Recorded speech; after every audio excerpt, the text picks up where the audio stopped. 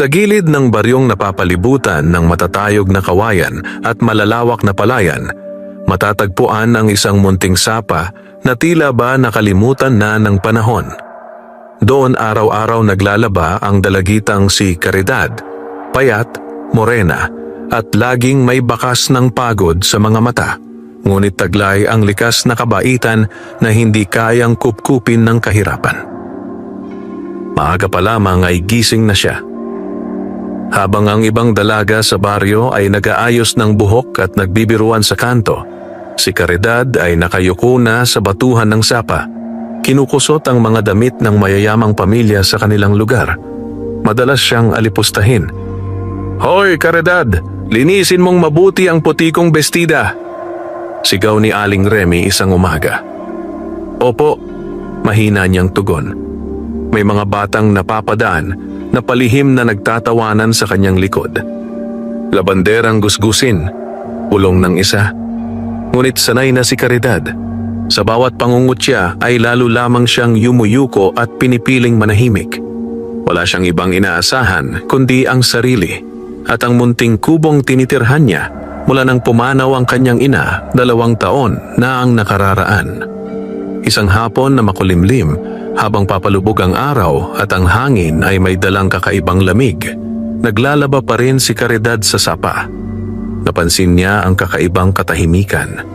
Kahit ang mga ibon ay tila nagsitigil sa pag-awit. Bigla, may narinig siyang mahinang ungol mula sa masukal na bahagi ng pampang. Napahinto siya. "May tao po ba riyan?" Mahina niyang tawag. Walang sumagot, ngunit muling umalingaw-ngaw ang mahinang daing, puno ng sakit. Kinabahan si Caridad, ngunit nanaig ang kanyang awa. Maingat siyang lumapit, tinutulak ang mga damo at tuyong sanga. At doon niya nakita isang nilalang na kalahating babae, kalahating ahas. Napaatras siya sa gulat. Ang itaas ng nilalang ay isang napakagandang babae. Maputla ang balat, mahaba ang buhok, ngunit ang ibabang bahagi ay makintab na katawan ng isang dambuhalang ahas.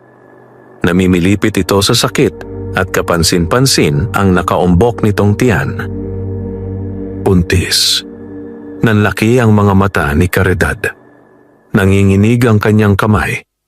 Ngunit nang magtagpo ang kanilang mga mata, walang bangis. Puro pakiusap. Tulong. Mahina, ngunit malinaw na wika ng nilalang. Nilunok ni Caridad ang kanyang takot. Sa buong buhay niya, siya ang laging nangangailangan ng tulong. Siya ang laging inaapi. Ngunit ngayon, may isang nilalang na mas nangangailangan kaysa sa kanya. Lumuhod siya. "Huwag kang mag-alala. Tutulungan kita," bulong niya. Mula sa kanyang bayong ay kinuha niya ang baon na malinis na tela at kaunting tubig. Maingat niyang pinunasan ng pawis sa noo ng nilalang. Nanginginig pa rin siya, ngunit ang kanyang mga kamay ay banayad. "Masakit ba?" tanong niya. Tumango ang taong ahas, napapikit sa kirot. Napansin ni Caridad ang sugat sa gilid ng katawan nito. Tila tinamaan ng matalim na bagay. Agad niyang binasa ang tela at dahan-dahang nilinis ang sugat. Umungol ang nilalang, ngunit hindi siya tinangka. Lumipas ang ilang sandali, hanggang sa isang matinis ngunit mahina na iyak ang umalingaw-ngaw sa hangin. Napalingon si Caridad, at sa kanyang harapan, isinilang ng mahiwagang nilalang ang isang munting sanggol na may balat na kumikislap sa liwanag ng dapit hapon. Nanlaki ang mga mata ng dalagita. Dahan-dahang humupa ang paghihirap ng taong ahas. Huminga ito ng malalim at tumingin kay Caridad. Ngayon ay may ningning na ang mga mata. "May utang. Ako sa iyo." Wika nito, mas malinaw na. Humiling si Caridad. "Wala po yon. Tao lang po ako na tumulong." Ngunit bahagyang ngumiti ang nilalang, isang ngiting may lihim na hiwaga. "Hindi mo alam ang iyong ginawa.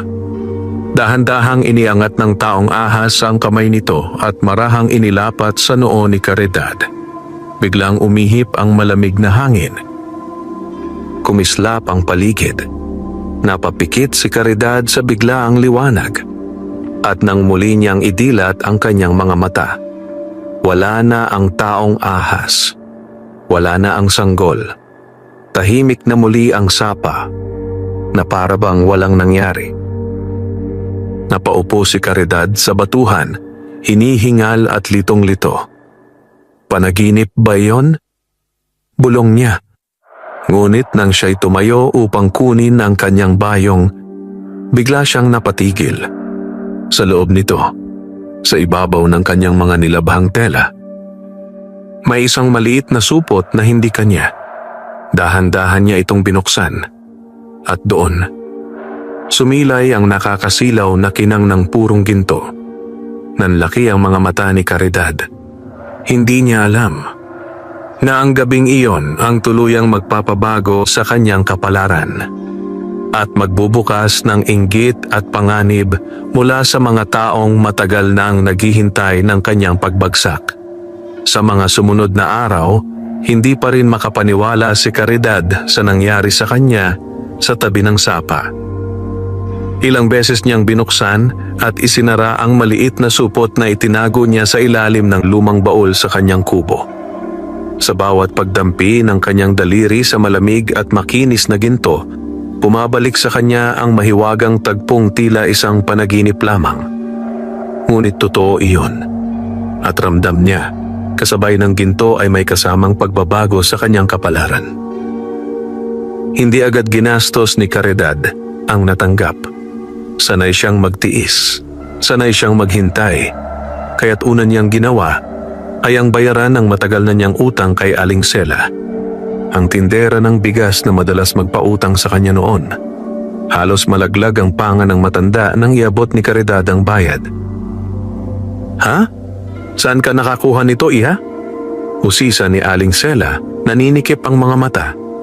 Ngumiti lamang si Caridad. "Nag-ipon lang po." Hindi kumbinsido ang matanda, ngunit tinanggap ang bayad. Mula noon, unti-unting nagbago ang takbo ng buhay ni Caridad. Nakabili siya ng bagong batya, mas matibay na sabon at ilang dagdag na kagamitan sa paglalaba. Mas dumami ang nagpapalaba sa kanya dahil mas naging maayos at mabilis ang kanyang trabaho. Ngunit kasabay ng kanyang pag-angat, unti-unting nagising ang inggit sa baryo. Isang umaga sa may poso, nagkukumpulan ng ilang babae habang pasimpleng nakatingin sa papalayong si Caridad. "Hindi ba't kahapon lang ay halos walang makain yan?" Bulong ni Aling Remy. "May kakaiba riyan," sagot ni Aling Puring. Biglang umasenso, parang may tinatagong sikreto. "Baka may lalaking mayaman na sumusuporta," singit ng isa, sabay halakhak. Ngunit sa likod ng kanilang mga bulungan, may isang pares ng matang mas matalim ang pagtingin. Si Baldo, isang kilalang sugarol at tusong lalaki sa baryo. Matagal na niyang napapansin ang pagbabago kay Caridad. Hindi siya naniniwala sa simpleng nag-ipon lang. May pinanggalingan yan, bulong niya sa sarili, nakasandal sa punong mangga. At balak niyang alamin. Samantala, walang kamalay-malay si Caridad sa lumalalim na mata ng mga nagmamasid sa kanya. Ang nasa isip lamang niya ay kung paano mapapabuti ang kanyang buhay ng marangal. Isang hapon, muli siyang nagpunta sa sapa. Tahimik, payapa. Ngunit habang kinukusot niya ang isang puting damit, may malamig na hangin na muling umihip. Kapareho ng gabing nakita niya ang taong ahas. Napahinto siya. Dahan-dahan siyang napalingon sa masukal na bahagi ng pampang. At doon, may nakita siyang bakas sa putik. Mahaba, pahilera, parang marka ng gumagapang na dambuhalang nilalang. Kinabahan si Caridad. Ngunit bago pa siya makalapit, may narinig siyang mahinang tinig, halos bulong lamang sa hangin. "Mag-ingat ka, Caridad." Nanlaki ang kanyang mga mata. Mabilis siyang napalingon sa paligid. "Si sino po?" nanginginig niyang tanong. Walang sumagot. Tanging ang marahang agos ng tubig at ang pagaspas ng mga dahon ang kanyang narinig. Ngunit sa di kalayuan, may isang pares ng matang nagmamasid sa kanya mula sa likod ng makapal na kawayan. Si Baldo. At sa unang pagkakataon, napangisi siya. Alam ko na mahina niyang bulong. Hindi pa alam ni Caridad na ang biyayang natanggap niya ay magsisimula ng umani ng panganib at ang katahimikan ng sapa ay malapit ng bahiran ng takot. Kinabukasan, mas maaga kaysa dati ang paggising ni Caridad. Hindi siya mapakali mula nang marinig niya ang mahiwagang babala sa sapa. Habang pinipiga niya ang basang tela sa kanyang maliit na kubo, paulit-ulit na bumabalik sa isip niya ang malamig na bulong. Mag-ingat ka. Hindi niya alam kung guni-guni lamang iyon o may nagbabantang panganib, ngunit likas sa kanya ang pagiging matatag. Kung may darating mangunos, haharapin niya ito tulad ng lahat ng pagsubok sa kanyang buhay. Tahimik ngunit matibay. Nagpasya siyang magtrabaho tulad ng dati. Sa sapa, maaliwalas ang umaga. Kumakanta ang mga ibon at kumikislap ang tubig sa sikat ng araw. Ngunit sa likod ng payapang tanawin, may matang nakamasid. Mula sa likod ng makapal na kawayan, palihim na pinapanood ni Baldo ang bawat galaw ni Caridad. Kanina pa siya naroon. Kanina pa siya naghihintay. Napansin niya kung saan madalas umupo ang dalaga, kung saan nito inilalapag ang bayong, at kung paanong paminsan-minsan ay napapalingon ito sa masukal na bahagi ng pampang. May tinatago ka nga, bulong ni Baldo sa sarili, bahagyang nakangisi. Nang makitang abalang-abala si Caridad sa pagkukusot, dahan-dahan siyang umurong at palihim na umalis. May balak na siyang gawin. Pagsapit ng gabi, pagod ngunit payapa ang pakiramdam ni Caridad habang inaayos ang kanyang mga gamit sa loob ng kubo. Maingat niyang inilabas ang maliit na supot ng ginto upang muling bilangin. Isang ugali na hindi niya maiwasan dahil sa takot na baka ito'y biglang mawala na parang bula. Ngunit nang buksan niya ang baul, nanlamig ang kanyang katawan. Bahagyang nakabukas ang takip. Sigurado siya. Isinara niya ito ng mahigpit bago siya umalis kaninang umaga. Unti-unti siyang lumapit. Dahan-dahan. Maingat. Nangangatog ang kanyang kamay habang inaangat ang takip. Nakahinga siya ng malalim nang makita ang supot ng ginto. Nandoon pa rin. Ngunit may kakaiba. May bakas ng putik sa gilid ng baul. At may bahagyang marka ng yapak sa sahig ng kubo. Nanlaki ang mga mata ni Caridad. May pumasok dito. Mahina niyang bulong. Biglang umihip ang malamig na hangin mula sa bintanang kawayan. At kasabay nito, isang pamilyar na tinig ang muling bumulong sa hangin. Hindi kanila titigilan. Napapikit si Caridad, napahawak sa dibdib. Ngunit sa pagkakataong ito, hindi na siya gaanong natakot. Sa halip, unti-unting tumibay ang kanyang loob. Maingat niyang binalot muli ang supot ng ginto at inilipat ito sa ilalim ng lupa sa likod ng kanyang kubo, isang lugar na siya lamang ang nakakaalam. Habang tinatabunan niya ito ng lupa, mahina siyang nagsalita sa dilim. Kung may darating man, handa akong ipaglaban ng pinaghirapan ko. Ngunit, sa di kalayuan, sa ilalim ng punong mangga, nakatayo si Baldo, tahimik na nakamasid sa kubo, at sa kanyang mga mata ay kumikislap ang kasakiman. Hindi pa niya nakukuha ang gusto niya, pero malapit na. At sa gabing iyon, sa unang pagkakataon, may mas mabigat na panganib na tahimik na gumagapang papalapit sa buhay ni Caridad. Lumalim ang gabi sa baryo at isa-isang namatay ang mga ilaw sa mga kubo. Tanging ang malamlam na buwan ang nagbibigay liwanag sa paligid. Sa loob ng kanyang munting tahanan, mahimbing na sana ang tulog ni Caridad, Ngunit ang kanyang diwa ay tila gising pa rin sa babalang bumabalot sa kanyang dibdib. Hindi niya namalayan kung anong oras nang bigla siyang mapabalikwas. May tunog, mahina, parang may gumagalaw sa likod ng kubo. Napaupo siya sa banig, nakikinig. Krrk, may tila yapak sa tuyong dahon. Mabilis siyang tumayo at marahang lumapit sa bintanang kawayan. Bahagya niya itong inangat at sumilip sa dilim. Sa unay wala siyang makita.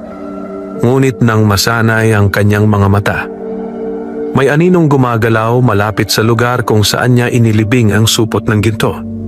Nanlaki ang kanyang mga mata. Hindi siya nagkamali. May naghuhukay. Mabilis ngunit maingat na kinuha ni Caridad ang lumang kahoy na pamalo na nakasandal sa sulok. Nanginginig ang kanyang kamay pero buo ang kanyang loob. Dahan-dahan siyang lumabas ng kubo. Tahimik, maingat. Habang papalapit siya, unti-unting luminaw ang anyo ng lalaki sa ilalim ng buwan. Si Baldo. Pawis na pawis itong naghuhukay. Hindi alintana ang putik sa kamay. "Nasaan ka na?" Bulong nito halatang sabik.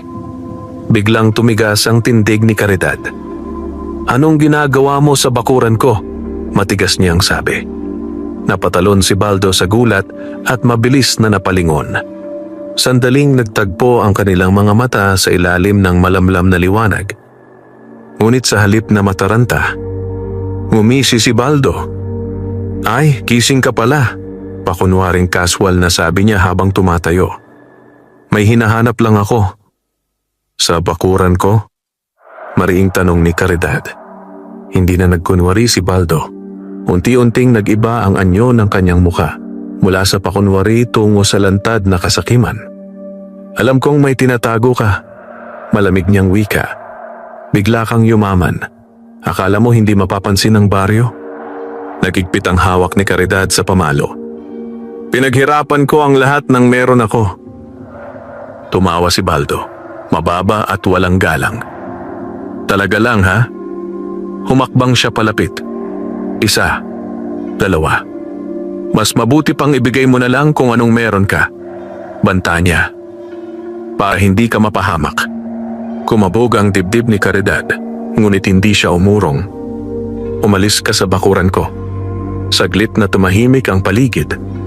Pagkatapos, biglang umihip ang napakalamig na hangin. Mas malamig kaysa dati. Napakunot ang noo ni Baldo. "Anong?" Hindi niya natapos ang sasabihin. Mula sa likuran niya, sa mismong hukay na kanyang ginawa, may narinig na marahang pagkaluskos. Parang may gumagalaw sa ilalim ng lupa. Unti-unting nagbago ang kulay ng mukha ni Baldo. Narinig mo yon?" Paus niyang tanong. Hindi sumagot si Caridad. Dahil narinig din niya. At sa loob-loob niya, alam niyang hindi ito ordinaryong pangyayari. Biglang sumambulat ang lupa. At mula roon ay may mabilis na aninong dumulas sa dilim, makintab, mahaba at singbilis ng kidlat. Napaurong si Baldo sa matinding takot. "Ano yon?" Sa gilid ng bakuran, sa ilalim ng malamlam na buwan, sandaling nasilayan ni Caridad ang pamilyar na kislap ng mga kaliskis. At sa unang pagkakataon, mula nang mangyari ang lahat, naramdaman niyang hindi siya nag-iisa, ngunit kasabay ng paglitaw ng mahiwagang tagapagbantay. Mas lalo pang nagbabadya ang unos na paparating sa kanyang buhay. Napaurong si Baldo, nanginginig ang tuhod habang nakatitig sa hukay na kanyang hinukay. Hindi niya mawari ang anyong dumulas sa lupa, mabilis, makintab at tila buhay na anino. Anong klaseng bagay yon? Paos niyang bulong. Sa gilid ng bakuran, nakatayo si Caridad, hawak pa rin ang kahoy na pamalo. Ngunit sa kabila ng kabog ng kanyang dibdib, may kakaibang katahimikan na unti-unting bumabalot sa kanya. Muli niyang naramdaman ang malamig na hangin. Ngunit sa pagkakataong ito, hindi na iyon nakakatakot. Sa halip, parang may nagbabantay. Biglang may narinig na marahang pagaspas sa damuhan sa likod ni Baldo. Unti-unti itong napalingon. At doon, sa pagitan ng mga damo at anino ng gabi, may pares ng matang kumikislap. Mahaba, makinis, at unti-unting umaangat ang ulo mula sa dilim. Napasinghap si Baldo. Taong ahas. Hindi na siya nag-atubili. Napaatras siya ng mabilis, nadapa pa sa putik sa pagmamadali. Hindi ko na yan kailangan. Sa iyo na yan. Sigaw niya, halos pumiyok. Mabilis siyang tumayo at patakbong naglaho sa dilim ng baryo. Naiwan si Caridad sa bakuran, hingal at nanlalaki ang mga mata. Dahan-dahan siyang napalingon sa direksyon ng nilalang. Sandaling nagtagpo ang kanilang mga mata. At sa loob ng ilang tibok ng puso, naramdaman niyang pamilyar ang presensya. Parehong lamig, parehong hiwaga, pareho ng gabing iyon sa sapa. Mahinang gumalaw ang taong ahas, tila sinusuri kung ligtas na ang paligid. Pagkatapos, marahang yumuko ang ulo nito, parang isang tahimik na pasasalamat o pagkilala. Napaluha si Caridad nang hindi niya namamalayan. Ikaw, bulong niya. Ngunit gaya ng unang pagkakataon, unti-unting umurong ang nilalang sa dilim. Tumulas sa damuhan at naglaho sa ilalim ng gabi. Tahimik na muli ang bakuran. Ngunit ngayon, alam na ni Caridad ang totoo. Ang biyayang natanggap niya ay hindi basta ginto lamang. May kasama itong bantay. May kasama itong lihim. At may kasama ring panganib. Kinabukasan, mabilis na kumalat sa baryo ang balita. May nakita raw na dambuhalang ahas sa may kubo ni Caridad. Baka mangkukulam yang batang yan. Hindi normal ang bigla niyang pagyaman. Habang naglalakad si Caridad sa palengke bitbit ang kanyang labahin, ramdam niya ang mga matang sumusunod sa kanya. Mas marami, mas matalim, at mas puno ng hinala kaysa dati. Ngunit sa pagkakataong ito, hindi na siya yumuko. Hindi na siya umiwas. Tahimik siyang nagpatuloy sa paglalakad. Dahil sa kauna-unahang pagkakataon sa kanyang buhay, may lakas na siyang hindi kayang agawin ng pang-aapi. Ngunit sa dulo ng daan, sa ilalim ng lilim ng punong balete, may mga taong nag-uusap ng pabulong. At sa kanilang mga mata, nagsisimula ng mabuo ang mas mabigat na balak laban kay Caridad. Hindi pa tapos ang unos. Sa katunayan, ngayon pa lamang ito nagsisimulang lumakas. Hindi naglaon. Ang mga bulong-bulungan sa baryo ay naging lantad na pag-uusap. Sa tuwing dadaan si Caridad sa poso o sa palengke, napapansin na niya ang mga biglang paghinto ng usapan, ang mga matang sumusunod sa kanyang likod, at ang mga ngiting may halong panunuri. Ngunit pinili niyang magpatuloy. Mas lalo pa siyang nagsipag sa paglalaba. Mas maaga siyang gumigising. Mas huli siyang umuuwi. Kung may inggit man ng mga tao, hindi niya iyon papatulan. Ang mahalaga sa kanya ay ang tahimik na pag-unlad ng kanyang buhay. Ngunit hindi lahat ay kontento sa panonood lamang. Isang gabi, sa bahay ni Aling Remy, nagtipo ng ilang kilalang tsismosa at si Baldo, na ngayon ay may bahid pa rin ng takot sa mga mata, ngunit natatalo iyon ng matinding kasakiman. Hindi normal ang batang yan, maring sabi ni Aling Remy. May nakita raw na ahas sa bakuran niya. Baka may alaga siyang demonyo.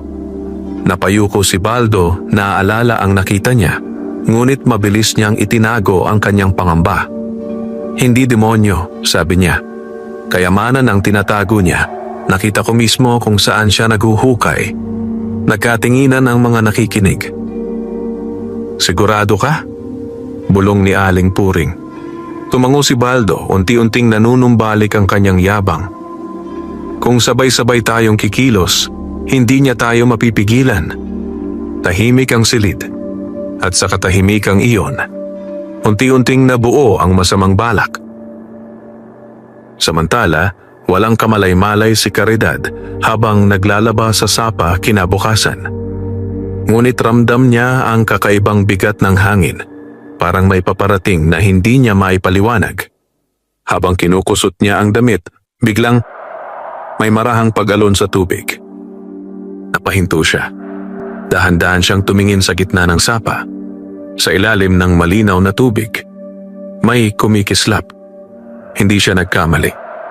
Isang mahabang anino ang marahang gumalaw sa ilalim, saka unti-unting lumapit sa pampang kung saan siya naroon.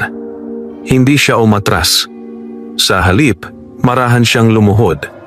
At mula sa tubig, dahan-dahang umangat ang ulo ng taong ahas, ang parehong nilalang na minsang kanyang tinulungan. Ngunit ngayon, mas maliwanag ang mga mata nito.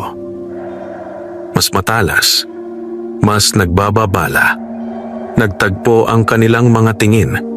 At sa unang pagkakataon, malinaw na nagsalita ang nilalang. Darating sila ngayong gabi. Nanlamig ang likod ni Caridad. Si sino? Mahina niyang tanong. Bahagyang kumilos ang buntot ng nilalang sa tubig. Mga taong bulag sa inggit. Kumunot ang noo ni Caridad, ngunit buo ang loob niya.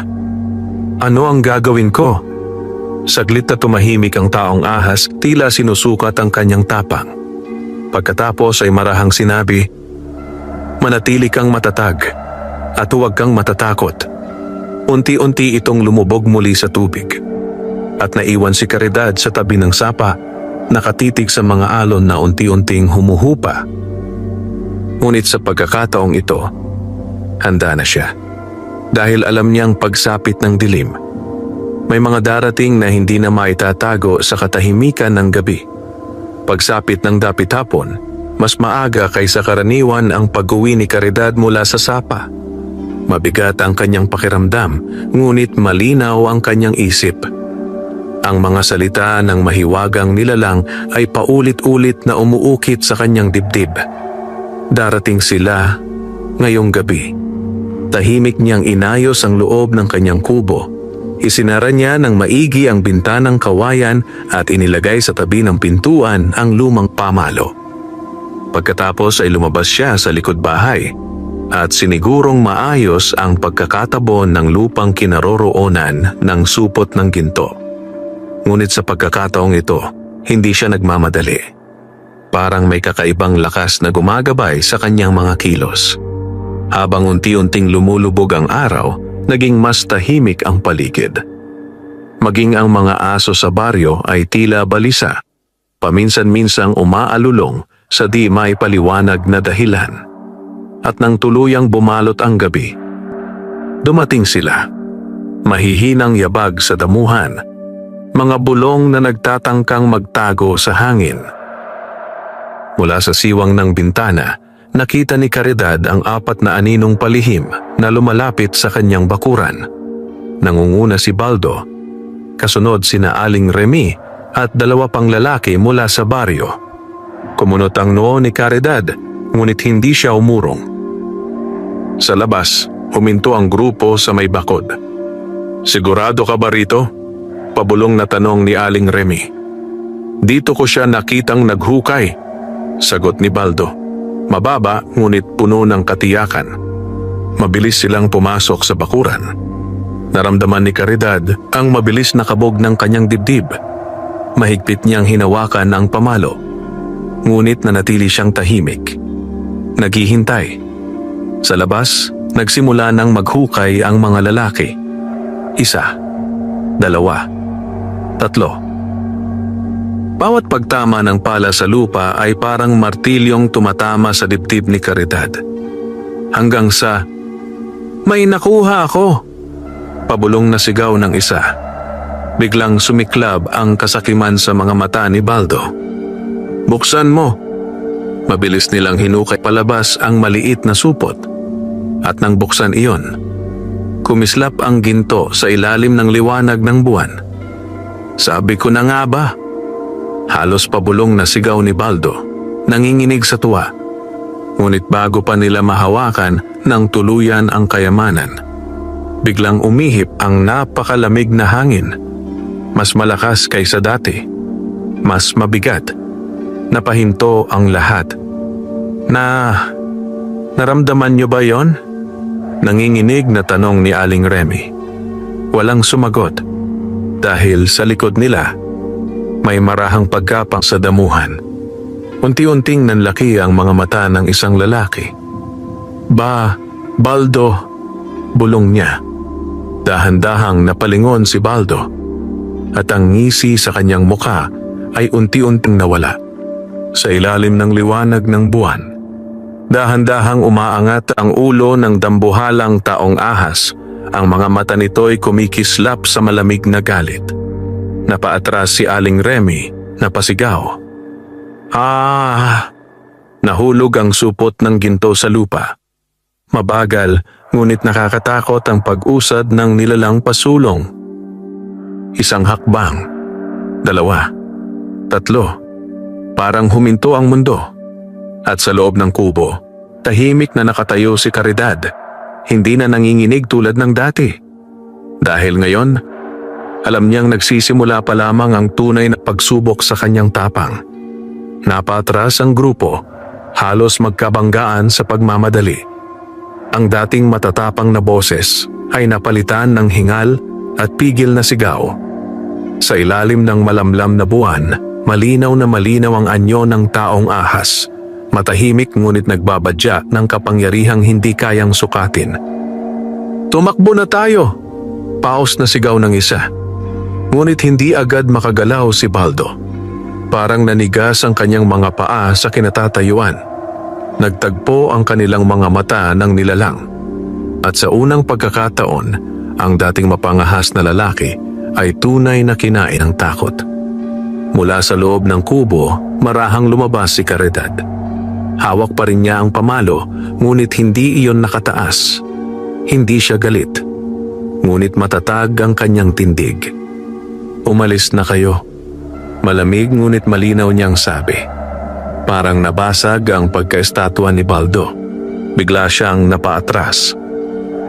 Hindi pa tapos to. Pilit niyang banta, ngunit nanginginig ang boses. Muling gumalaw ang buntot ng taong ahas sa damuhan. Isang malakas na hampas sa lupa. Bumundol ang alikabok. Napapikit sa takot ang mga tao. At iyon na ang naging hudyat. Nagsitakbuhan sila palabas ng bakuran. Si Aling Remy ay halos madapa. Ang dalawang lalaki ay nagunahan sa pag-akyat sa bakod at si Baldo ay patalikod na umatras bago tuluyang tumakbo palayo. Ilang sandali ring nanatiling tahimik ang paligid. Tanging ang mabigat na paghinga ni Caridad ang maririnig. Dahan-dahan siyang napalingon sa taong ahas. Sa unang pagkakataon, hindi na siya natakot. Salamat, mahina niyang sabi. Saglit na kumislap ang mga mata ng nilalang. Pagkatapos ay marahang bumaba ang ulo nito, parang pagkilala. Ngunit bago pa ito muling umatras sa dilim, bigla itong nagsalita. Mababa at malamig ang tinig. Hindi pa ito ang huli. Nanikip ang dibdib ni Caridad. May mas darating pa? Tanong niya. Saglit na tumahimik ang nilalang. Pagkatapos ay tumango ng bahagya.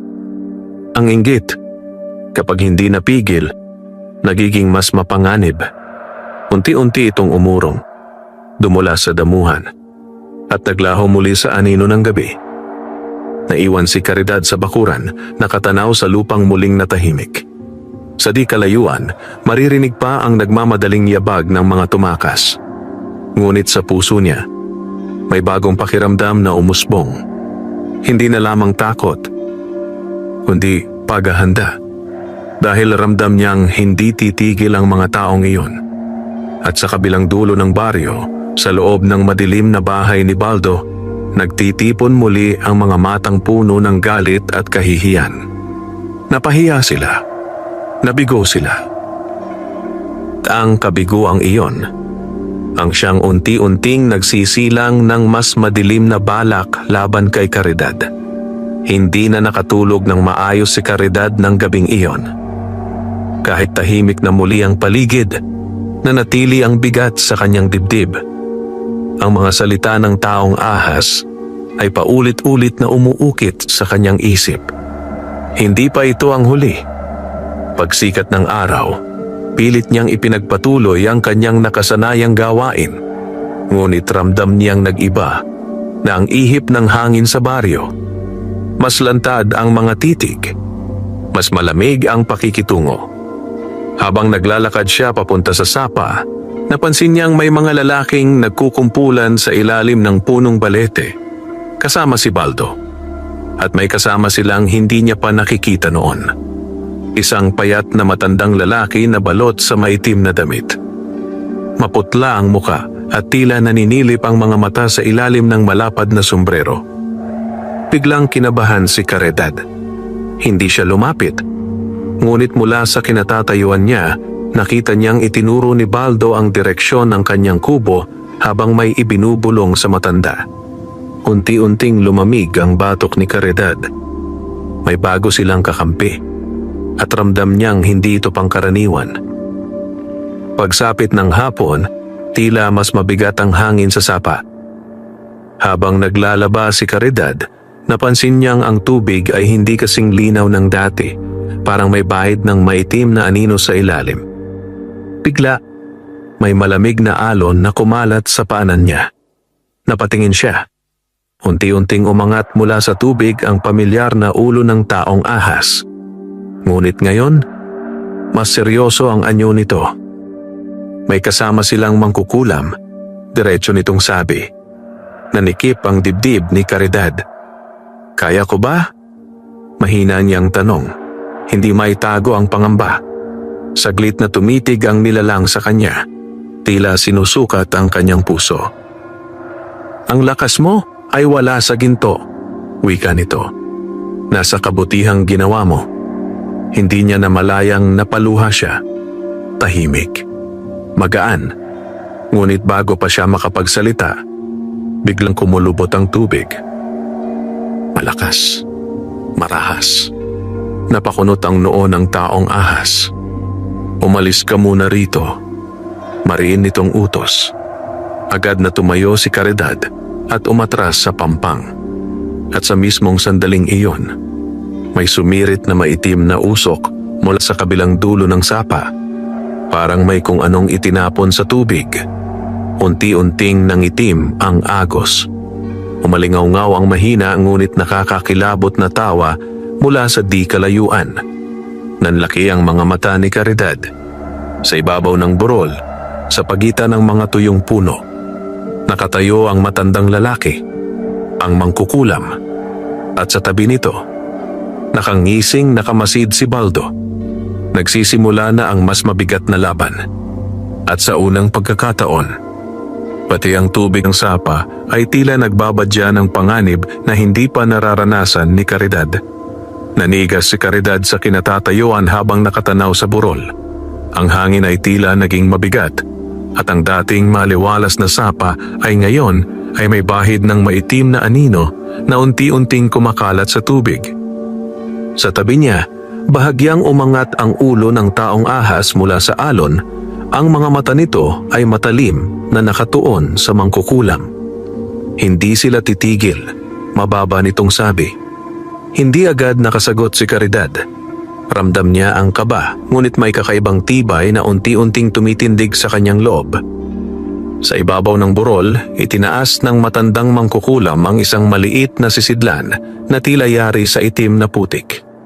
Marahan niya itong iniling at mula roon ay may patak-patak na maitim na likido na bumagsak sa lupa at gumapang pababa sa sapa. Biglang kumulubot ang tubig. Parang may buhay. Napaatras si Caridad. Ano ang ginagawa niya? Paus niyang tanong. Nilalason ang daluyan, sagot ng taong ahas. Kapag tuluyang nangitim ang tubig, mawawala ang aking lakas. Nanlamig ang mga palad ni Caridad. Sa itaas, muling umalingaw-ngaw ang paos na tawa ng mangkukulam. Itinaas nito ang kamay at tila may binubulong na orasyon na hindi maintindihan. Unti-unting umiikot ang maitim na usok sa ibabaw ng sapa.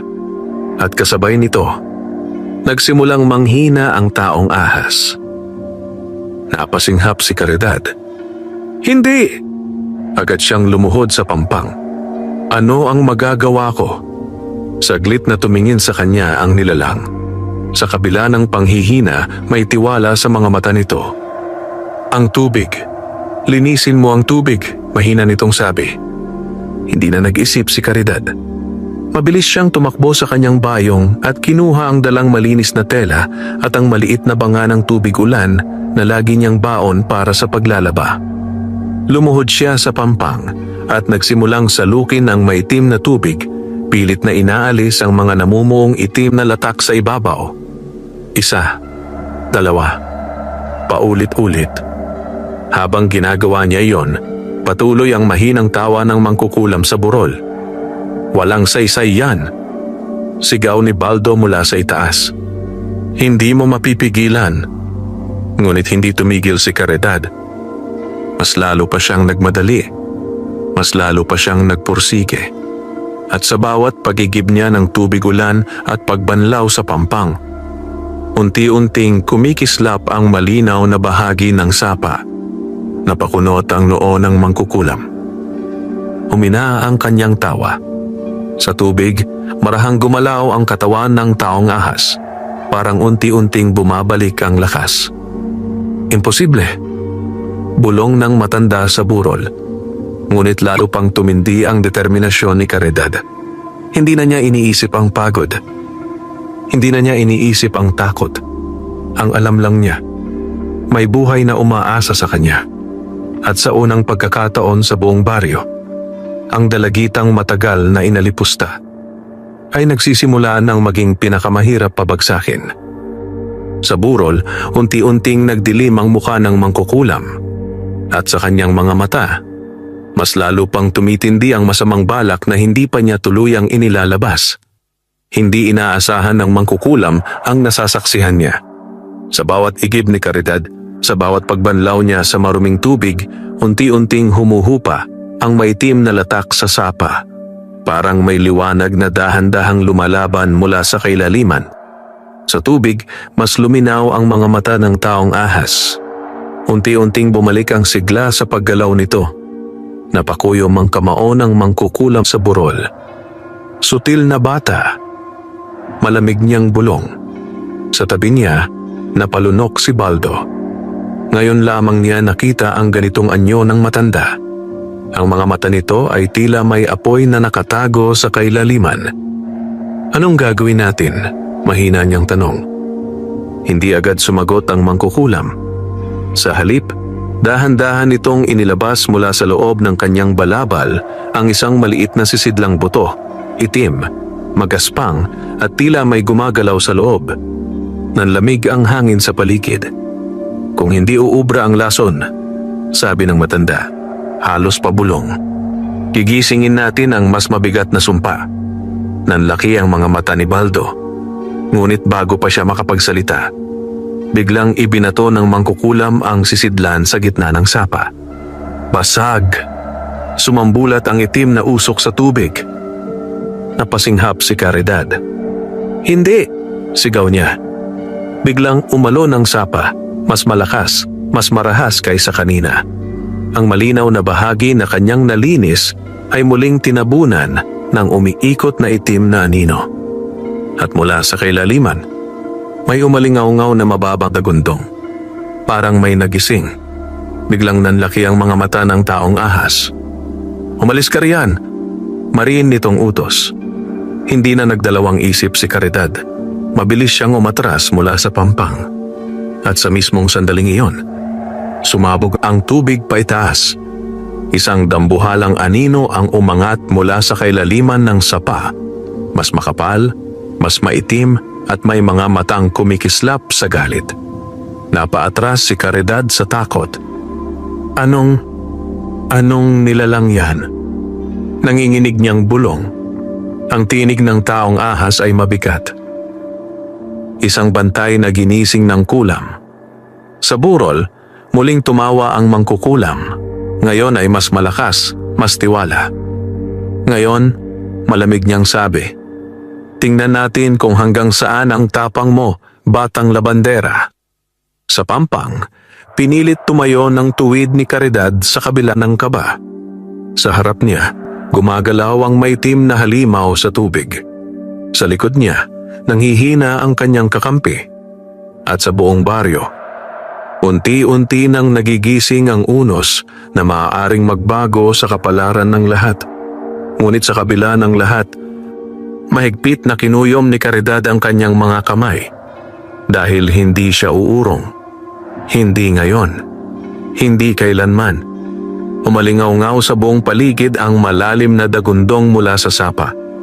Ang tubig ay tila kumukulo habang ang maitim na bantay ay tuluyang umaangat mula sa kailaliman.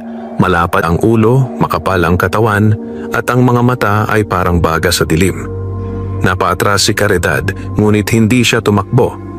Sa likod niya, naramdaman niyang humina ang paggalaw ng taong ahas. "Hindi ko.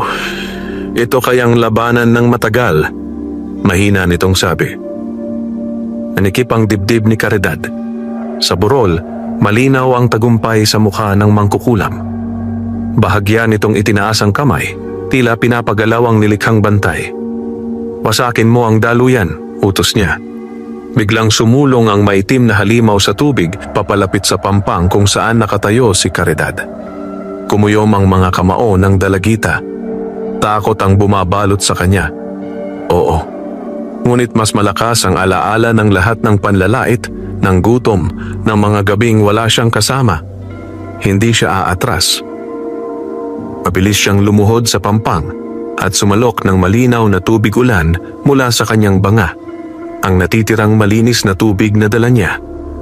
Sa kabutihang hindi ko ipinagkait. Mahina niyang bulong, hindi man niya alam kung bakit iyon ang lumabas sa kanyang bibig. Pagkatapos, mariin niyang ipinuhos ang tubig sa nagngangalit na bahagi ng sapa. Sa unang sandali, tila walang nangyari. Ngunit biglang kumislap ang tubig. Parang may liwanag na sumiklab mula sa ilalim. Napahinto ang maitim na bantay. Umalingaw-ngaw ang matinis nitong ungol. Nanlaki ang mga mata ng mangkukulam sa burol. Hindi maaari. Sa tubig, nagsimulang umurong ang maitim na usok sa bahaging nabuhusan ni Caridad, parang nasusunog sa di nakikitang apoy. Lalong tumibay ang loob ng dalagita. Muli siyang sumalok. Muli niyang ibinuhos. At sa bawat patak, unti-unting nanghina ang dambuhalang bantay. Sa likod niya, marahang umangat ang ulo ng taong ahas. Bumabalik ang kislap sa mga mata nito. "Magpatuloy ka." Mahina ngunit may lakas na nitong sabi. Sa burol, biglang nagbago ang mukha ng mangkukulam. Mula sa tiwala tungo sa galit. "Pigilan siya!" Sigaw niya kay Baldo. Ngunit natigilan si Baldo. Hindi siya makalapit. Hindi siya makagalaw. Sa harap ng kanyang mga mata, ang dating inalipustang labandera ay nakatayo laban sa kapangyarihang hindi niya maunawaan. At sa sapa, isang malakas na alon ang biglang sumabog. Ang maitim na bantay ay napaatras, umuungol, habang ang malinaw na liwanag ay patuloy na lumalawak sa tubig. Hindi pa tapos ang laban. Ngunit sa unang pagkakataon, ang timbangan ng kapalaran ay nagsisimula ng kumiling pabor kay Caridad.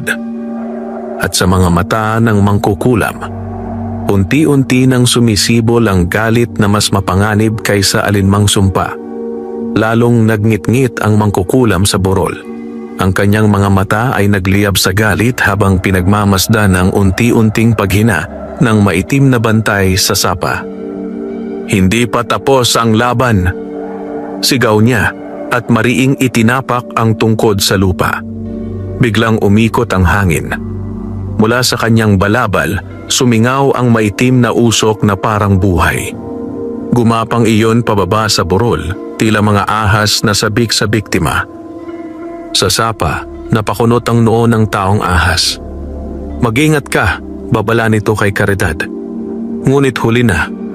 Ang itim na usok ay sumalakay sa tubig at muling bumalot sa dambuhalang bantay. Umalingaw-ngaw ang malakas na dagundong habang muli itong lumakas. Mas mabagsik, mas marahas. Napaatras si Caridad, hingal. Halos maubos na ang kanyang dalang tubig ulan. At sa harap niya, muling sumulong ang halimaw. Sa burol, unti-unting ngumisi ang mangkukulam. Ngunit sa likod ng lahat ng takot, may isang alaala ang biglang sumiklab sa isip ni Caridad. Ang unang gabing tinulungan niya ang buntis na taong ahas. Ang awa, ang kabutihan, ang pagpiling tumulong kahit siya'y takot. Dahan-dahan siyang tumayo. Kahit nanginginig ang tuhod, kahit kumakabog ang dibdib, hindi mo mauunawaan. Mahina ngunit malinaw niyang sabi habang nakatanaw sa burol. Napakunot ang noo ng mangkukulam. "Anong sinasabi mo, bata?" Huminga ng malalim si Caridad. Pagkatapos, marahan niyang inilubog ang kanyang mga kamay sa malinaw na bahagi ng sapa. Kahit kakaunti na lamang iyon. "Ang lakas na ibinigay mo sa akin," bulong niya, "hindi galing sa ginto." At buong tapang. Itinaas niya ang dalawang kamay na puno ng malinaw na tubig at mariing inihampas iyon sa papalapit na halimaw. Sa unang sandali, tahimik. Pagkatapos, sumiklab ang matinding liwanag mula sa tubig. Umalingaw-ngaw ang malakas na sigaw ng maitim na bantay habang ang katawan nito ay tila tinutunaw ng kumikislap na alon. Nanlaki ang mga mata ng mangkukulam. Hindi maaari. Sa sapa, tuluyang umurong ang halimaw, paurong ng paurong hanggang sa muli itong nilamon ng kailaliman. Isang malakas na alon ang sumabog. At biglang natahimik ang paligid. Unti-unting luminaw ang tubig. Unti-unting nawala ang maitim na usok. Sa pampang, napaluhod si Caridad. Hingal na hingal ngunit buhay ang mga mata. Sa tabi niya, marahang umahon ang taong ahas. Ngayon ay ganap ng malakas. Sa burol, nanginginig sa galit ang mangkukulam. At sa unang pagkakataon, siya ang umatras. Hindi pa ito tapos. Malamig niyang banta bago tuluyang naglaho sa likod ng mga puno. Kasunod ang takot na si Baldo. Tahimik na muli ang sapa. Mahina ang hangin. Payapa ang tubig. Dahan-dahang napaupo si Caridad sa damuhan. Nanginginig pa ang mga kamay. Lumapit ang taong ahas at marahang yumuko sa harap niya. "Napili ka dahil sa puso mo," wika nito. Napapikit si Caridad. May luha sa gilid ng mata. Hindi na sa takot, kundi sa bagong lakas na ngayon ay tuluyan ng nagising sa kanyang loob. Ngunit sa malayong bahagi ng kagubatan, may mga matang muling nagbukas sa dilim. At ang laban na akala nila'y natapos, ay papasok pa lamang sa mas mapanganib na yugto. Nagtagal sa katahimikan ang sapa matapos ang naganap. Ang tubig ay muling luminaw, at ang malamig na hangin ay tila bumalik sa dating banayad na haplos. Ngunit sa kabila ng panlabas na kapayapaan, ramdam ni Caridad na may naiwan pa ring anino sa paligid. Dahan-dahan siyang tumayo mula sa pagkakaluhod. Pagod ang katawan niya, ngunit matatag ang loob. Sa kanyang harapan, ang taong ahas ay nakatingin sa kanya. Ngayon ay hindi na lamang bilang tagapagbantay, kundi tila isang matandang kaibigan. Hindi kanila titigilan. Muli nitong paalala, mas banayad ang tinig kaysa dati. Tumango si Caridad. "Alam ko," mahina niyang sagot. "Pero hindi na ako matatakot tulad ng dati." Saglit na kumislap ang mga mata ng nilalang, tila nasiyahan sa narinig. Maraan itong umurong patungo sa mas malalim na bahagi ng sapa. "Kung muling dumilim ang tubig," wika nito, "tawagin mo ako." At gaya ng nakasanayan, dumulas ito sa malinaw na agos hanggang sa tuluyang naglaho. Naiwan si Caridad na mag-isa sa Pampang. Ngunit sa unang pagkakataon sa kanyang buhay, hindi na niya naramdaman ang pag-iisa. Sa baryo, mabilis kumalat ang balita. Tinaboy daw ni Caridad ang itim na halimaw. May basbas daw siya. Hindi ordinaryong labandera yon. Ang dating pangalipusta ay napalitan ng bulong na may halong takot at paghanga. Ngunit hindi lahat ay nagbago ang puso. Sa isang madilim na sulok ng baryo, sa loob ng lumang bahay na pawid, mariing ibinagsak ng mangkukulam ang kanyang tungkod sa sahig. Lagabog. Nagliyab ang kanyang mga mata sa galit. Isang hamak na bata. Kumapang ang galit sa kanyang tinig. Hindi maaari. Sa tabi niya, tahimik si Baldo. Ngayon ay wala na ang dating yabang. Pawis ang noo at iwas ang tingin. Ano? Ano pa ang gagawin natin? Mahina niyang tanong. Dahan-dahang ngumiti ang mangkukulam. Ngunit ang ngiting iyon ay walang init. Kung hindi natin siya matalo sa sapa, malamig niyang sabi, doon natin siya dudurugin kung saan siya pinakamahina. Nanikip ang dibdib ni Baldo. Saan? Unti-unting umangat ang tingin ng matanda. Sa kanyang puso. Kinagabihan, tahimik na nakaupo si Caridad sa labas ng kanyang kubo, pinagmamasdan ang mga bituin. Pagod ang katawan niya, ngunit payapa ang isip. Sa ngayon. Ngunit bigla, may marahang katok sa kanyang bakod. Tok, tok. Napakunot ang noo niya. Bihira ang dumadalaw sa kanya sa ganitong oras. Maingat siyang tumayo at lumapit sa bakod. At sino po iyon? Tanong niya. Sandaling katahimikan.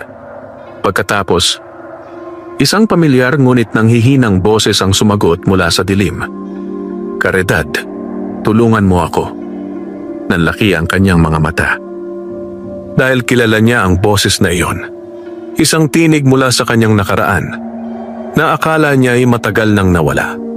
At sa sandaling iyon, muling kumabog ang dibdib ni Caridad sa isang panganib na mas tuso kaysa lantad na kalaban. Napatigil si Caridad sa tabi ng bakod. Parang may malamig na kamay na pumisil sa kanyang dibdib. Kilala niya ang tinig.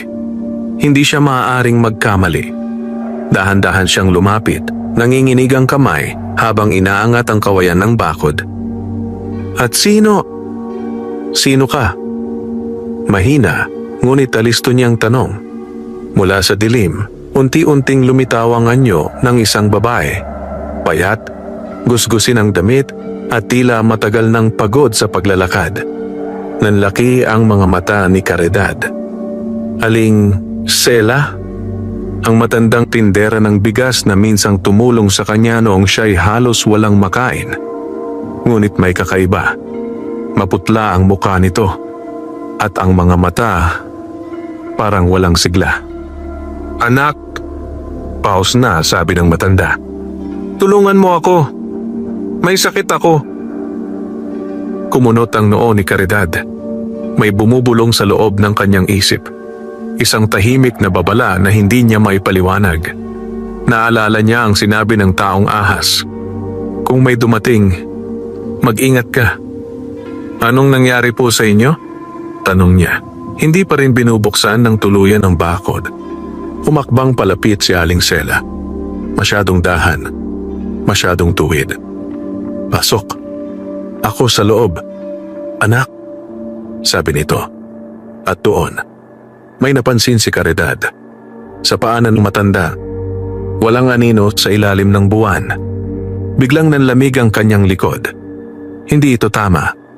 Mabilis siyang napaatras ng isang hakbang. Hindi po muna. Mariin ngunit magalang niyang sabi. Dito lang po tayo mag-usap. Sa isang iglap, nagbago ang mukha ng matanda. Ang dating nanghihinang anyo ay napalitan ng malamig na titig. Unti-unting umangat ang sulok ng labi nito sa isang hindi natural na ngisi. Matabil ka na pala ngayon. Boses na nito ay hindi na mahina. Hindi na kay Aling Sela. Nanlaki ang mga mata ni Caridad. Sa likod ng matandang anyo, may umuusok na maitim na anino. At mula sa dilim ng kalsada, marahang lumitaw ang figura ng mangkukulam. Nakatingin sa kanya nang may malamig na kasiyahan. "Subukan lang namin," sabi nito. Biglang umurong si Caridad at mabilis na isinara ang bakod. Sa loob ng bakuran, kumabog ng malakas ang kanyang dibdib. Ngunit hindi siya sumigaw. Hindi siya tumakbo. Sa halip, mahigpit niyang kinuyom ang kanyang mga kamay. Sa labas, unti-unting naglalaho ang anyo ng peking aling sela, kasabay ng malamig na tawa ng mangkukulam. "Mas tumitibay ka," bulong nito sa hangin. Tahimik na nakatayo si Caridad sa ilalim ng buwan. At sa kanyang mga mata ngayon, wala na ang dating takot ng inaaping labandera. Ang natitira na lamang ay isang pusong handang lumaban hanggang dulo. Matagal na nakatayo si Caridad sa loob ng bakuran, nakatitig sa madilim na kalsada kung saan naglaho ang mangkukulam at ang peking anyo ni Aling Sela. Mabagal ang kanyang paghinga, ngunit malinaw ang kanyang isip. Hindi na ito basta pananakot. Hinahanap na talaga siya. Dahan-dahan siyang bumalik sa loob ng kubo at isinara ang pinto. Ngunit bago pa man siya makaupo, biglang umihip ang malamig na hangin. Mas malamig kaysa dati. Kumislap ang lampara. At mula sa labas, sa direksyon ng sapa, may marahang paggapang na muli niyang narinig. Hindi na siya nagulat. Tahimik siyang lumabas sa likod bahay. Sa ilalim ng buwan, sa gilid ng damuhan, unti-unting lumitaw ang pamilyar na makintab na katawan ng taong ahas. Ngunit ngayon, mas seryoso ang anyo nito kaysa dati. "Sinubukan ka na nila," diretsyong sabi nito. Tumango si Caridad. Ginamit nila ang anyo ni Aling Sela. Bahagyang kumunot ang noo ng nilalang.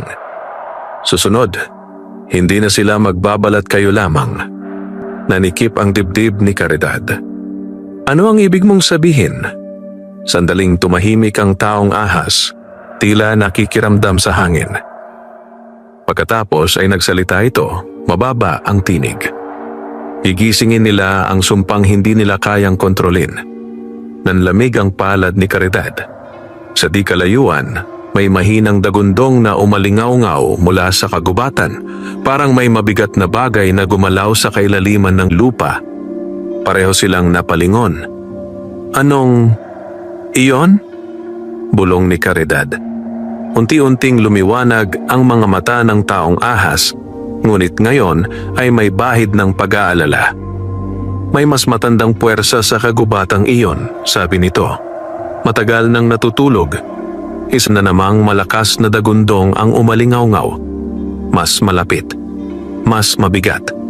Sa malayong bahagi ng baryo, nagsimulang mag-alingaw-ngaw ang tahol ng mga aso. At sa ibabaw ng burol, sa gitna ng mga tuyong puno, nakatayo ang mangkukulam, nakataas ang dalawang kamay habang binibigkas ang isang mababang orasyon. Sa tabi niya, namumutla si Baldo. "Sigurado ka ba rito?" nanginginig niyang tanong. Hindi lumingon ang matanda.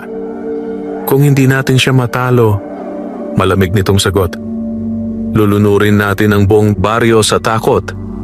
Bigla, umalog ang lupa. Sa likod ni Caridad, napahigpit ang hawak niya sa sariling damit. Sa harap niya, umangat ng bahagya ang ulo ng taong ahas, handang kumilos. At sa kailaliman ng kagubatan, may dalawang matang dahan-dahang nagmulat sa dilim. Ang laban ay papasok na sa mas mapanganib na yugto.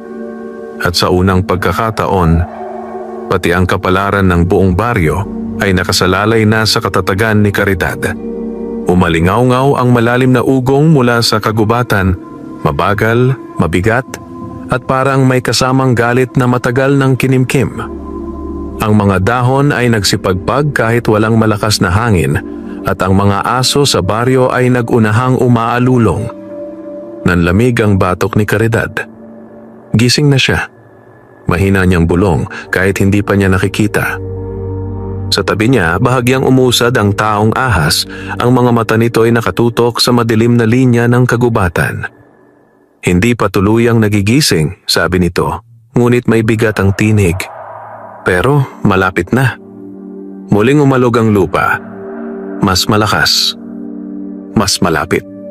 Napahawak si Caridad sa poste ng kanyang kubo upang hindi matumba.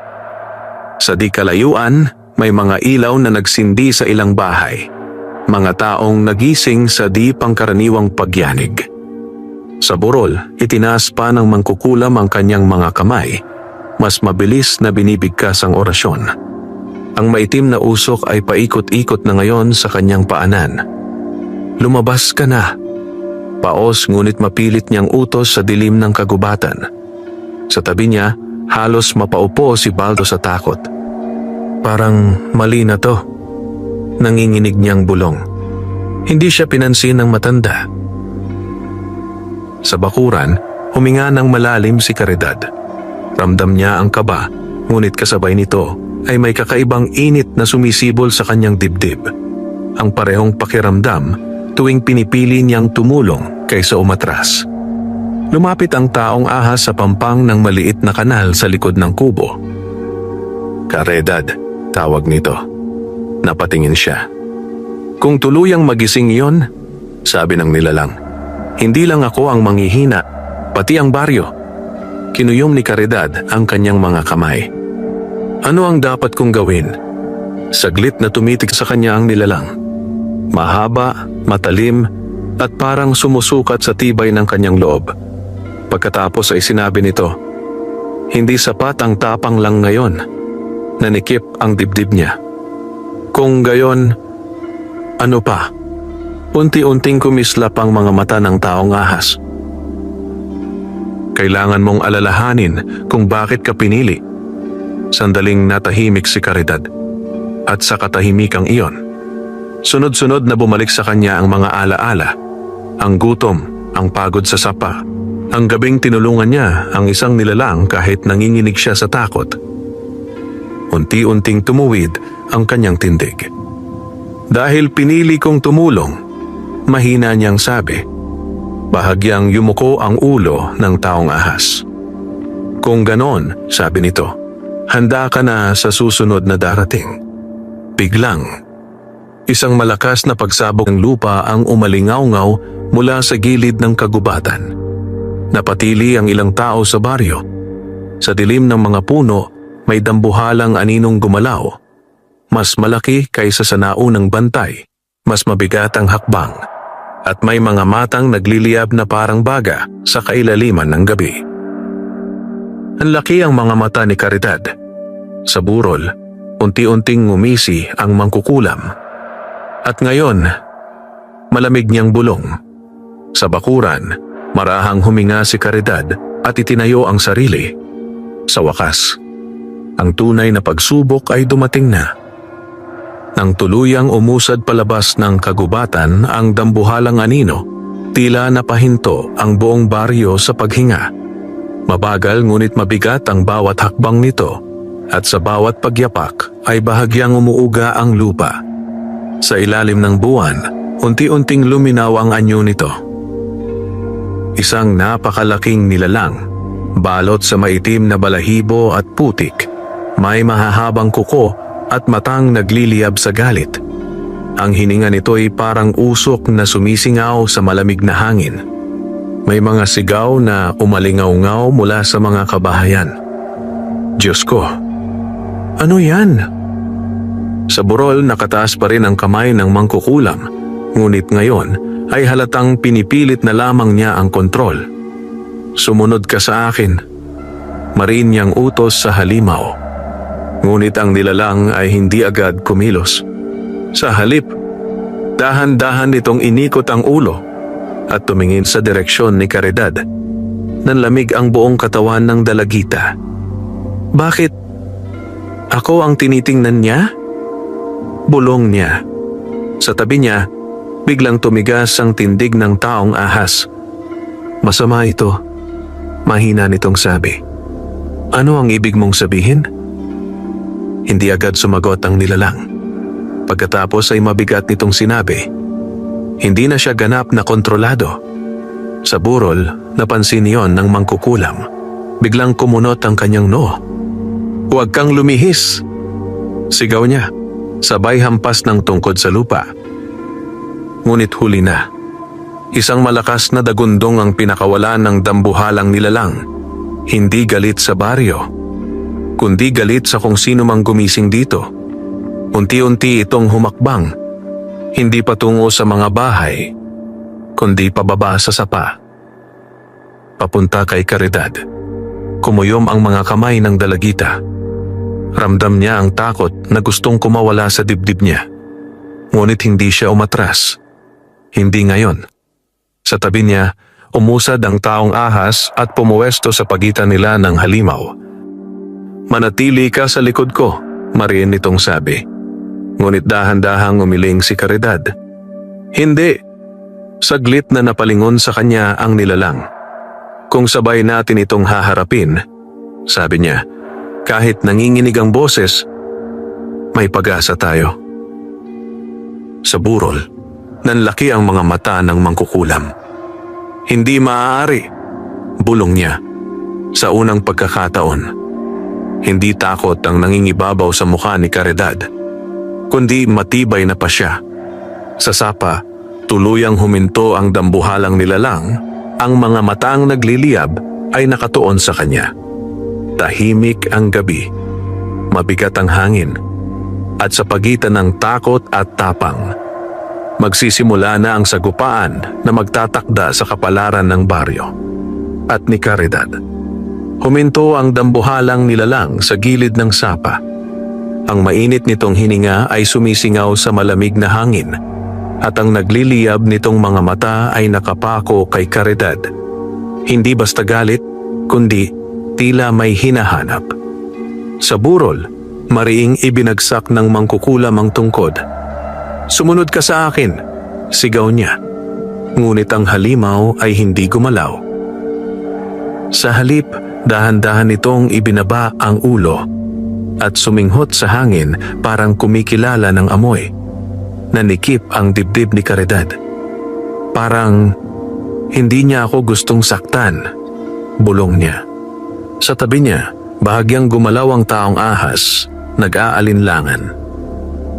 May natitirang bait sa loob niyan, sabi nito. Pero kung tuluyan siyang magalit, hindi na nito tinapos.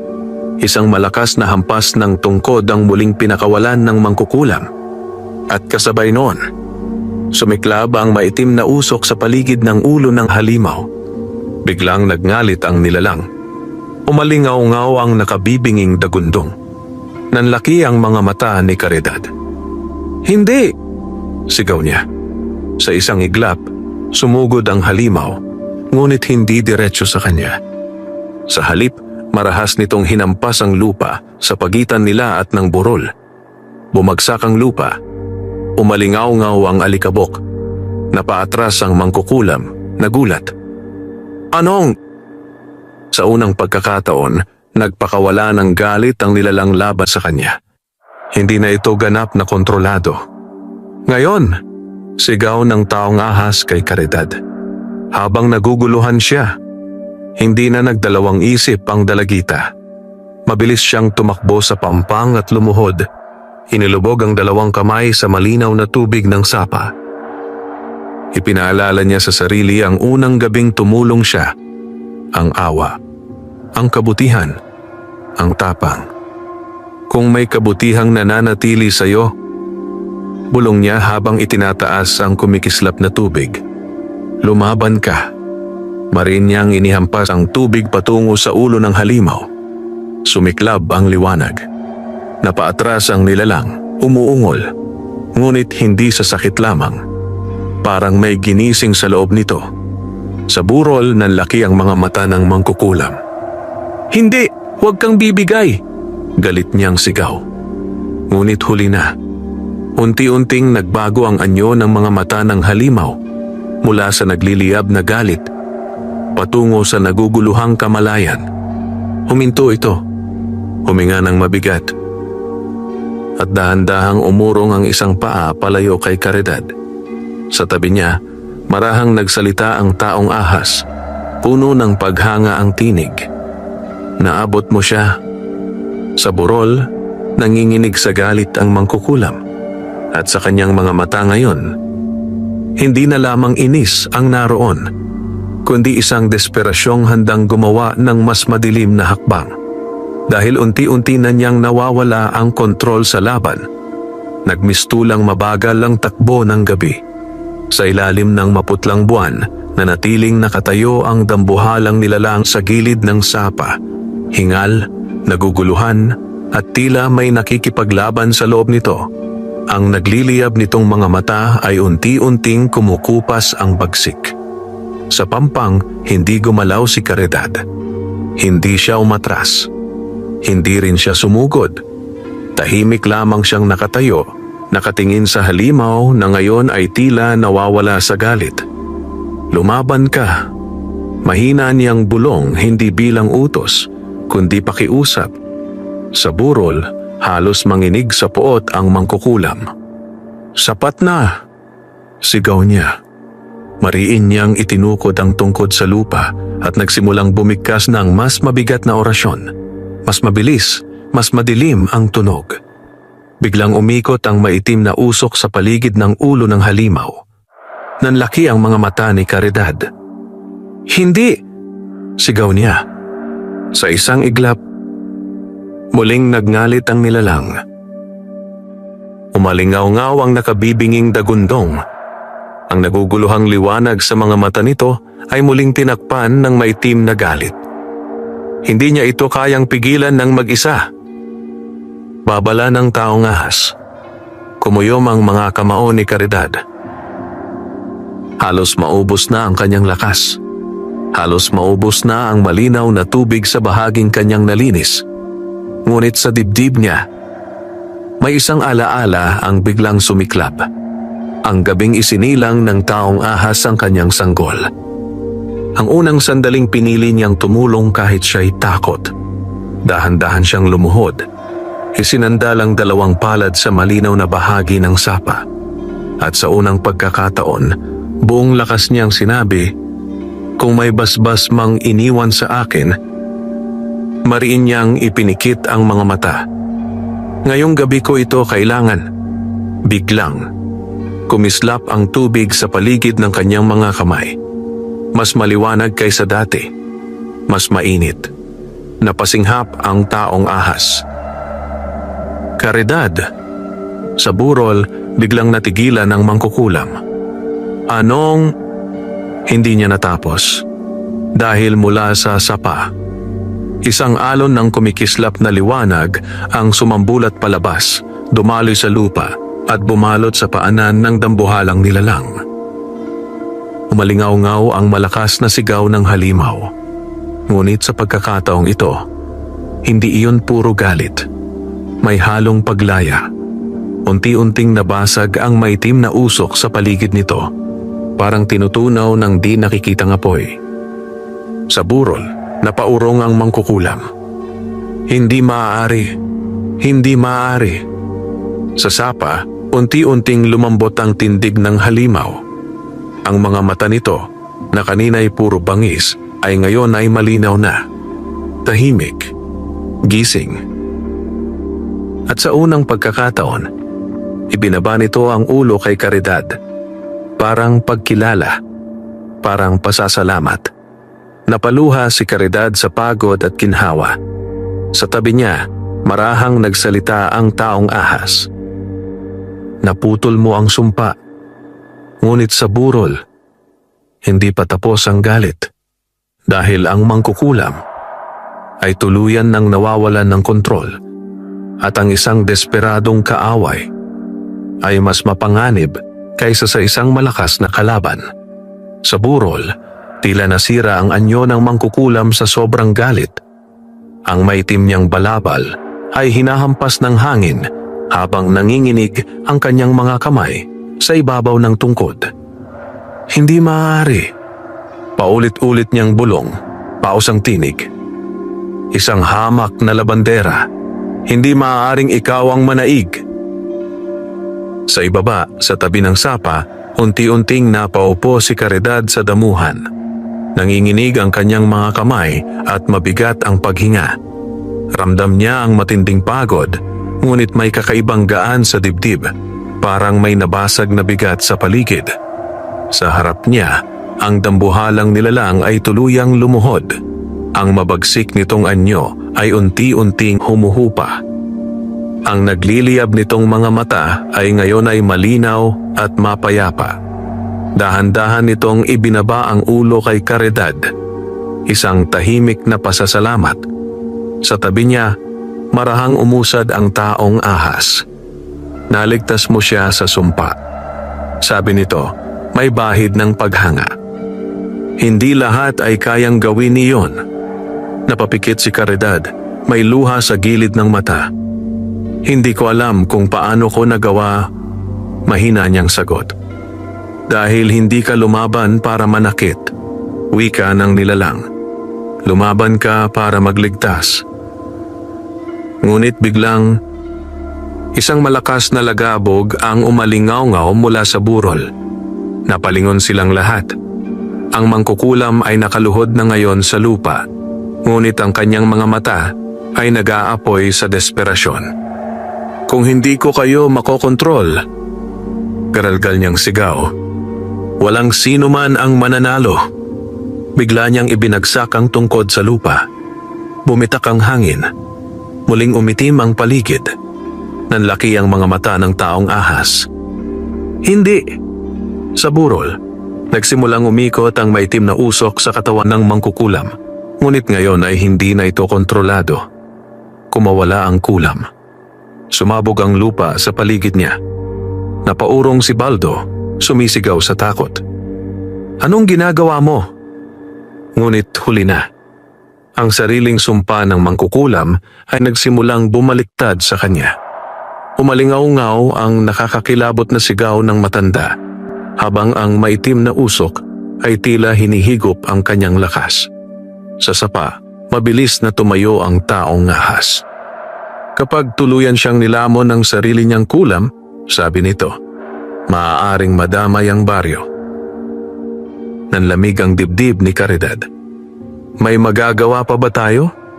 Saglit na tumitig sa kanya ang nilalang. Pagkatapos ay mabigat nitong sinabi, may isa pa. Tahimik ang gabi. Mabigat ang hangin. At sa gitna ng kaguluhan, napagtanto ni Caridad na kahit naputol na ang isang sumpa, ang huling pagsubok ay hindi pa dumarating sa wakas. Umaalon ang hangin habang ang mangkukulam sa burol ay unti-unting nilalamon ng sariling kapangyarihan. Ang maitim na usok ay parang mga kamay na humihigop sa kanya. Palakas ng palakas ang ugong, palawak ng palawak ang panganib. Sa ibaba, mabilis na tumayo si Caridad kahit nanlalambot ang tuhod. Ano ang isa pa? Hingal niyang tanong. Ang taong ahas ay nakatingin sa burol. Mabigat ang anyo. Kung tuluyan siyang lamunin ng kulam, sabi nito, puputok ang sumpa sa lupa. Hindi lang siya ang mawawala. Pati ang baryo ay madadamay. Nanlamig ang dugo ni Caridad. Sa burol, napasigaw ang mangkukulam, ngunit hindi na iyon galit, kundi takot. Ayaw kong... Biglang kumidlat ang maitim na usok sa paligid niya. Napaatras ang dambuhalang nilalang sa sapa, umuungol. Malapit na, babala ng taong ahas. Kumuyom si Caridad. Sabihin mo sa akin kung ano ang gagawin. Saglit siyang tinitigan ng nilalang, parang may mabigat na pa siyang kailangang ibigay. Pagkatapos ay nagsalita ito. Ang sumpa ay kailangang pahupain, hindi labanan. Napakunot ang noo ni Caridad. Paano? Dahan-dahang kumislap ang mga mata ng taong ahas. Ang pinagmulan ng lakas mo, ang awa, ang kabutihan. Iyon lang ang kayang pumigil sa sumpang wala ng kontrol. Sa burol, lumakas ang pagyanig. May mga sigaw na mula sa baryo. Lumilindol. Tulong. Hindi na nag-isip si Caridad. Mabilis siyang tumakbo paakyat ng burol. Caridad, Tawag ng taong ahas. Ngunit hindi siya huminto. Sa bawat hakbang niya, ramdam niya ang takot. Ngunit mas malakas ang pasya sa dibdib niya. Nang marating niya ang paanan ng burol, nakita niya ang mangkukulam na halos hindi na makagalaw, balot ng umiikot na maitim na usok. Nanlaki ang mga mata ng matanda nang makita siya. "Ikaw, lumayo ka!" Hirap nitong sigaw. Ngunit dahan-dahang lumapit si Caridad. Walang galit sa mukha. Walang paghihiganti. Tanging awa. "Hindi pa huli ang lahat," mahina niyang sabi. Nanginginig ang mangkukulam. "Hindi mo naiintindihan." Huminga ng malalim si Caridad. Pagkatapos, marahan niyang inilapat ang kanyang kamay sa lupa sa harap ng matanda, ang parehong kilos na ginawa niya sa sapa. "Kung may natitira pang kabutihan sa mundong ito," bulong niya. Biglang, kumalat ang banayad na liwanag mula sa kanyang palad. Hindi marahas, hindi nakasisilaw, kundi mainit at payapa. Unti-unting bumagal ang pag-ikot ng maitim na usok. Nanlaki ang mga mata ng mangkukulam. "Ano? Ito." Sa ibaba, napasinghap ang taong ahas. Ginagawa na niya. Ang liwanag ay patuloy na kumalat sa lupa, paakyat sa katawan ng mangkukulam. Hindi para saktan, kundi para pahupain ang nagwawalang kulam. Unti-unting humina ang ugong. Unti-unting tumigil ang pagyanig ng lupa. At sa gitna ng burol, nakatayo si Caridad, pagod ngunit matatag. Dahil sa wakas, ang huling unos ay nagsisimula ng humupa. Unti-unting humupa ang ugong sa paligid. Ang maitim na usok na kanina'y nagwawala ay ngayon ay tila pagod na umiikot sa hangin, humihina sa bawat paghinga ni Caridad. Ang liwanag mula sa kanyang palad ay nananatiling banayad ngunit matatag, parang apoy na hindi nanunog kundi nagpapahinahon. Sa harap niya, nanginginig ang mangkukulam. Ang dating nag-aapoy na mga mata nito ay ngayon ay puno ng pagkalito at takot. "Ano? Ang ginawa mo?" Paos nitong bulong. Hindi agad sumagot si Caridad. Dahan-dahan niyang inangat ang tingin. "Hindi kita nilabanan," mahina niyang sabi. "Pinilit kitang patahimikin. Sandaling natahimik ang gabi." Pagkatapos, unti-unting bumigay ang tuhod ng mangkukulam. Napaluha ang matanda nang hindi niya namamalayan. Matagal na panahon. Ngayon lang siya nakaramdam ng ganitong katahimikan. Sa ibaba ng burol, napabuntong hininga ang taong ahas habang tuluyan nang nawala ang marahas na pagyanig ng lupa. "Tapos na," mahina nitong sabi. Sa gilid ng sapa, ang dambuhalang nilalang ay tuluyan ng lumuhod at yumuko. Payapa na ang mga mata. Sa baryo, isa-isang tumigil ang mga sigaw. Unti-unting bumalik ang katahimikan. Sa burol, napaupo si Caridad sa damuhan, hingal na hingal, pagod na pagod. Ngunit buo ang loob. Sa harap niya, ang mangkukulam ay nakayuko na, wala na ang dating yabang. "Bakit?" mahina nitong tanong. "Hindi mo ako hinayaang tuluyang malamon?" Sandaling tumingin si Caridad sa malayong baryo, sa mga bahay, sa sapa, sa lupang minsang naging saksi sa kanyang paghihirap. Pagkatapos ay marahan siyang nagsalita. "Dahil alam ko kung paano ang mawalan ng pag-asa." Natahimik ang mangkukulam. Sa unang pagkakataon, wala siyang maisagot. Maya-maya marahang umusad pataas ang taong ahas mula sa sapa at huminto sa tabi ni Caridad. "Natapos mo ang dapat tapusin," sabi nito. Napangiti ng mahina si Caridad kahit pagod. "Hindi ko magagawa kung wala ka." Bahagyang yumuko ang nilalang, isang tahimik na pagkilala. Sa di kalayuan, nanginginig na lumapit si Baldo, maputla ang muka. Tatapos na ba? Mahina niyang tanong. Tumingin sa kanya si Caridad. Hindi galit, hindi mapanumbat, kundi tahimik na matatag. Depende sa inyo, sabi niya. Napayuko si Baldo, walang maisagot. Lumipas ang ilang sandali. Ang buwan ay muling naging payapa sa langit. Ang sapa ay malinaw na muli. At sa gitna ng gabing minsang muntik ng lamunin ng dilim, nakatayo si Caridad. Hindi na bilang inalipustang labandera, kundi bilang dalagitang ang kabutihan.